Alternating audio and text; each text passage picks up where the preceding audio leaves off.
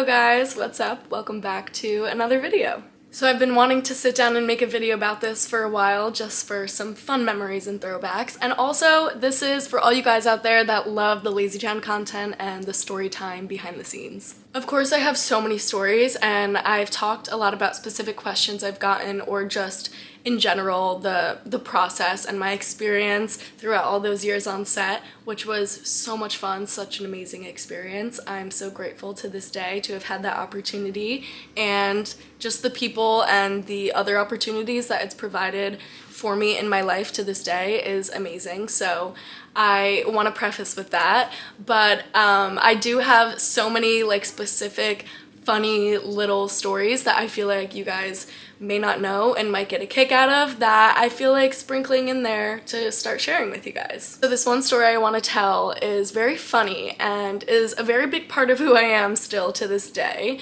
And as I'm sure you can tell by the title of this video, yes, it is the time that I got my teeth bonded in Iceland. So the smile that you see here today originated way back in Iceland when I was 10 years old. But okay, so to make the story make sense, we'll start at the beginning, back when I auditioned for the role of Stephanie on LazyTown. The castings took place here in New York City. I took the train in with my mom. I think I'd gotten the sides the night before, maybe a couple days before. I was unfamiliar with the show for the most part, and yeah, I was just really excited about diving into this character. So I went into the first round. That is a funny story in and of itself, that audition, but I ended up getting a call back that day, and I went home, learned Bing Bang, went back in literally the next day or maybe 2 days after for the callback. So when I got to the casting studio in New York, they had given me a wig to go try on that I would be wearing in the audition, so that the directors and producers could, see the vision. I'm gonna include a photo of me here wearing said wig in the bathroom of a New York City casting office, and I didn't know how to rock it, so I think it was way up here above my eyebrows, and as soon as I stepped foot into the audition room, they were like, oh yeah, we're gonna pull that down, it's supposed to be here. So I didn't look as goofy as I did in that photo, but I do love that photo, and I think I remember exactly how I was feeling when my mom took that picture of me. I was so excited, and I was like, oh my gosh, look, I'm wearing a pink wig. So it was very fun. I went in, I killed the second round, I was being me. I was 10 years old, I was happy to be there, so I was just being me. Another fun fact about this audition is they also wanted to interview my mom, so everything is recorded. I know for sure my audition is, and I have it on some hard drive somewhere, which one day I will release to the world. It is so hilarious. It's a true gem, so I'm waiting for the right time. Holding on to it until then, but yes, my audition was recorded, the original audition. It's so hilarious to look back on. And they also wanted to interview my mom, just because I was a minor. She would, primarily be on set with me all day, every day, taking care of all the ins and outs. So they wanted to get to know her as well and make sure that, she was comfortable with this and that it was all gonna work out. So yeah, we were there for a good amount of time, then we left. We wrapped up, you go home, go back to normal school, kind of forget about it, and yeah, fast forward maybe a month. I think it was 2 weeks after the audition that I got the call. I'd booked it. I don't remember how long after that it was until we were actually on a plane, but I remember signing the contract and, just saying goodbye to all my friends and family, and this was a very big deal, and I was over the moon excited for it. We flew out of JFK, we took a red eye to Reykjavik. It was an overnight flight. On that flight, we met for the first time the writer, Mark Valenti, who I just recently did a podcast with. And yeah, we kind of got to chatting on the flight. We got to see the Northern Lights for the first time ever in my life and in my mom's life. It was so gorgeous, and I didn't sleep a lick on that flight. Most kids you think would be so tired because it's overnight. I was up, I watched back-to-back movies, looking out the window, doodling, journaling, you name it. I was just so excited to be there. I remember when we landed, it was very early in the morning, and someone from the crew was there to kind of pick us up and bring us to our apartments that we each had like separately. And they gave us some time to settle in, asked us if we needed anything. They gave us lots of like tips and tricks. We got the keys to our car, just kind of like all that initial stuff off the bat on the first day. I think it was that first night there that Magnus told my mom to have us be ready by like 7 o'clock and he was gonna pick us up. So he showed up in his very fancy car, he picked us up, he brought us to a very fancy dinner, and he ordered like lamb for the whole table. Mind you, I'm 10 years old, I want chicken tenders, pizza, or pasta and butter. And so I didn't eat the lamb. I was like, I'm sorry, I can't do it. I think I tried it and I was like, if I'm gonna eat meat, I just want like red meat. I was a picky eater. I still am a little bit to this day, but not as much. I do eat lamb now when I go back to Iceland. But at the time, it was not cutting it for me, so he felt really bad. He drove me around like downtown trying to find a spot that I could get something to fill my tummy, and I think we settled on a hot dog, which I also didn't really end up liking because in Iceland they mix like 5 different kinds of meats in their hot dogs.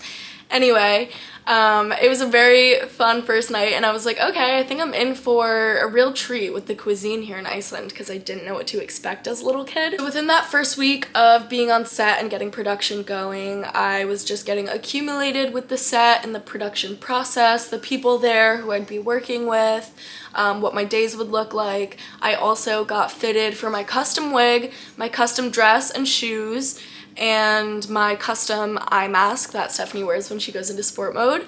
All of those were like ready within a week, which was mind-blowing.